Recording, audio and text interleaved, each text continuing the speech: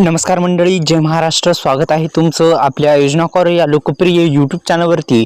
तर एकंदरीत PM किसान योजनेच्या माध्यमातून एक मोठं गिफ्ट शेतकरी बांधवांना मिळणार आहे. ही एक आनंदाची बातमी शेतकरी बांधवांसाठी आहे. तर शेतकरी मित्रांनो, शेतकऱ्यांसाठी मोठी आनंदाची बातमी समोर येत आहे. केंद्र सरकार च्या माध्यमातून राबवली जाणारी PM किसान योजनेच्या माध्यमातून शेतकरी बांधवांना मोठं गिफ्ट भेटण्याची शक्यता वर्तवली जात आहे. तर एकंदरीत हे जे पैसे आहेत, नमो शेतकरी महासन्मान निधी योजना पण PM किसान योजनेशी संलग्न असल्या कारणामुळे या दोन्ही योजनेचे वार्षिक एकंदरीत 12,000 रुपये भेटतात. आणि दुसरं म्हणजे या योजनेअंतर्गत 4 महिन्याच्या अंतराने 2,000 रुपये प्रमाणे थेट पैसे शेतकऱ्यांच्या बँक खात्यावर DBTद्वारे जे आहेत ते टाकले जातात. एकंदरीत प्रधानमंत्री किसान महासन्मान निधी योजनेच्या अंतर्गत हे जे पैसे आहेत आतापर्यंत किती 18 हप्ते म्हणजे एकंदरीत 36,000 रुपये शेतकऱ्यांच्या खात्यामध्ये टाकण्याचा प्रयत्न केलेला आहे. 36,000 रुपये आधार संलग्न बँकेमध्ये टाकण्यात आलेले आहेत. आधारला जी बँक लिंक आहे त्या बँकेमध्ये टाकण्यात आलेले आहेत. एकंदरीत मित्रांनो, 19वा हप्ता जो आहे तो 19वा हप्ता शेतकऱ्यांच्या खात्यामध्ये कधी जमा होणार असा सवाल आता शेतकऱ्यांच्या वतीने उपस्थित केला जात आहे. आणि एकंदरीतच त्या अनुषंगाने आपण एक मोठं गिफ्ट सुद्धा शेतकरी बांधवांना मिळू शकतं या अनुषंगाने. तर मित्रांनो, पुन्हा एकदा विनंती आहे, आपल्या यूट्यूब चॅनलला तुम्ही सबस्क्राईब केलं नसेल तर सबस्क्राईब करा. तसेच डिस्क्रिप्शन बॉक्समध्ये दिलेल्या लिंकला नक्की विजिट करा. बेस्ट आज असेल अवेलेबल आहे. तर दरम्यान PM किसान योजनेचा 19वा हप्ता असेल हवा असेल तर मग काही महत्त्वाची कामे सुद्धा करायची आहेत. त्या संदर्भात सुद्धा आपण माहिती घेणार आहोत. एकंदरीत का तर मित्रांनो, तुमच्या खात्यामध्ये जर हप्ता आणायचा असेल तर एकंदरीत तुम्हाला कामे ही करावीच लागणार आहे. काय काय कामे करायची आहेत या संदर्भात सुद्धा आपण माहिती घेणार आहोत. एकंदरीत PM किसान योजनेच्या माध्यमातून आतापर्यंत 18 हप्ते देण्यात आले. ते एकंदरीत 18 म्हणजे 36,000 रुपयाचा एकंदरीत जे पैसे आहेत ते थेट DBT मार्फत आधार संलग्न बँकेमध्ये टाकण्यात आले आहेत. कारण की आधार संलग्न बँक हा जो शब्द आहे फार गरजेचा आहे आणि अत्यंत महत्त्वाचा आहे. कारण की आधार संलग्न बँक असणं गरजेचं आहे. आधार कार्डला बँक लिंक असणं गरजेचं आहे, जेणेकरून हप्ता तुमच्या खात्यामध्ये क्रेडिट केला जाऊ शकतो. आधार कार्डला बँक लिंक असणं फार गरजेचं आहे. आधार कार्डला बँक कोणती लिंक आहे ते पाहण्यासाठी UDAI असं सुद्धा टाकू शकता गुगलवरती किंवा आपण एक काम करू शकता, ते म्हणजे UDAI ची किंवा माय आधार असं सर्च करू शकता किंवा आपण अधिकृत जी वेबसाईट आहे त्याला भेट देऊ शकता. एकंदरीत अधिकृत वेबसाईटलाच भेट द्या किंवा आपलं जे जवळचं CSC सेंटर आहे त्याला भेट द्या. आता एक म्हणजे मित्रांनो, तुम्हाला एक कार्ड भेटणार आहे, एक विशिष्ट क्रमांक भेटणार आहे. ते कार्ड सुद्धा तुम्हाला काढायचं आहे. अनेक शेतकरी बांधवांना त्याचा लाभ सर्वांना लाभ मिळणार आहेत. आणि एकंदरीत त्याच्या विषयी सुद्धा आपण व्हिडिओ सविस्तर माहिती आणणार आहोत.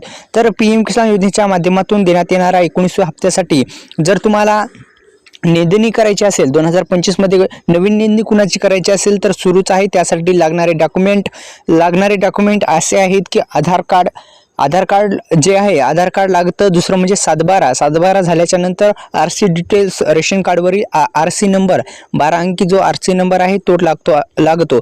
बस एवढे झाले की तुम्हाला जो हे आहे 12 अंकी झाल्याच्या नंतर RC नंबर झाले 3च डॉक्युमेंट तुम्हाला लागणार आहेत.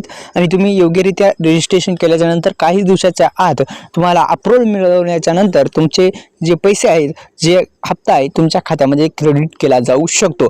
एकंदरीत मित्रांनो, PM किसान योजनेचा 19वा हप्ता तुमच्या खात्यामध्ये आणायचा असेल तर त्या संदर्भात सुद्धा माहिती घेणं गरजेचं आहे. सुरुवातीस EKYC प्रक्रिया पूर्ण असणं गरजेचं आहे.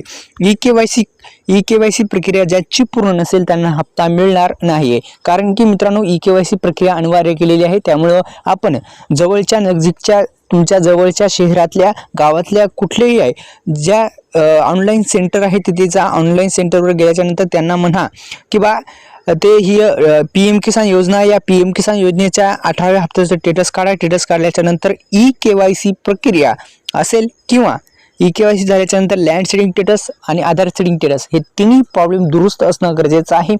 हे तिन्ही प्रॉब्लेम जर आहेत, ते तिन्ही प्रॉब्लेम तुमचे असतील तर हे दुरुस्त करून घ्या, जेणेकरून येणारा हप्ता तुमच्या खात्यामध्ये क्रेडिट केला जाऊ शकतो. जर तुमची EKYC प्रक्रिया नो असेल तरी हप्ता येणार नाही, किंवा लँड सीडिंग स्टेटस जरी नो असेल तरी हप्ता येणार नाही, किंवा आधार सीडिंग स्टेटस आधार कार्डला बँक लिंक नाही तरी बी हप्ता स्टॉप होतो. तर तुम्हाला त्या अनुषंगाने आधार कार्डला बँक लिंक करणं फार गरजेचं आहे.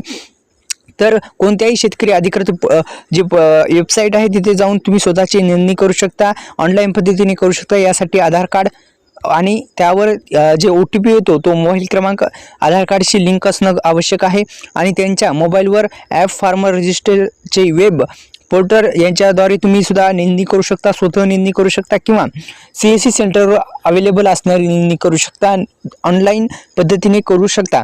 जर अद्यापही तुम्ही 2019 पासून ही PM किसान महासन्मान निधी योजना सुरू करण्यात आलेली आहे आणि या योजनेच्या माध्यमातून आतापर्यंत 18 हप्ते देण्यात आलेले आहेत. आतापासून जर तुम्हाला नोंदणी करायची असेल, एकदाही नोंदणी केली नसेल तर करू शकता.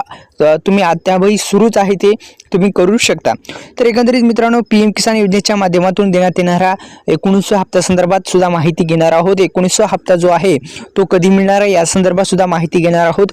एकंदरीत मित्रांनो, PM किसान महासन्मान निधी योजनेचे 3 प्रॉब्लेम मी सांगितले. एक प्रॉब्लेम होता KYC प्रक्रिया नो असणे.